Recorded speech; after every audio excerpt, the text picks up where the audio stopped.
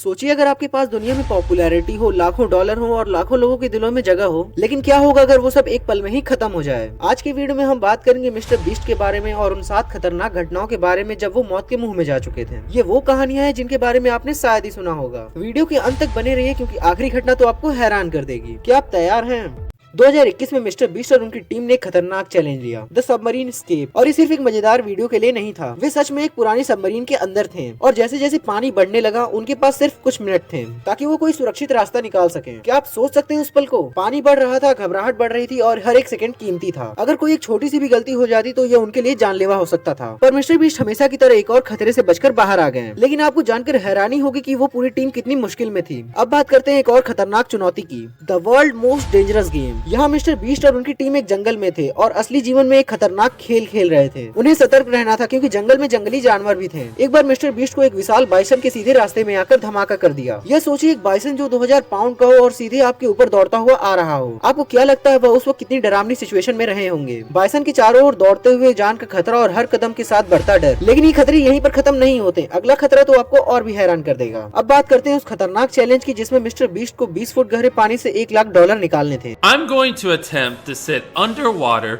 for 24 hours straight because counting to 100,000 wasn't hard enough. अब आप सोचिए पानी में रहकर सांस लेना कितना मुश्किल होता है। एकदम सही तरीके से सांस लेना, न सही दिशा में चलना, यह सब खतरे की ओर ले जा सकता था। और उनका एकमात्र साधन था उनका खुद का दम। क्या होता अगर आप पानी में डूबते और सांस लेने के लिए कुछ पल ही बचे हों? मिस्टर बीस्ट के लिए यह सच था, लेकिन वो उस खतरनाक सिचुएशन से बाहर निकल आए और जैसे जैसे वो नए चैलेंजेस लेते गए खतरे और भी बढ़ गए। उनका अगला चैलेंज था the extreme rocket ride challenge. I just bought this private jet.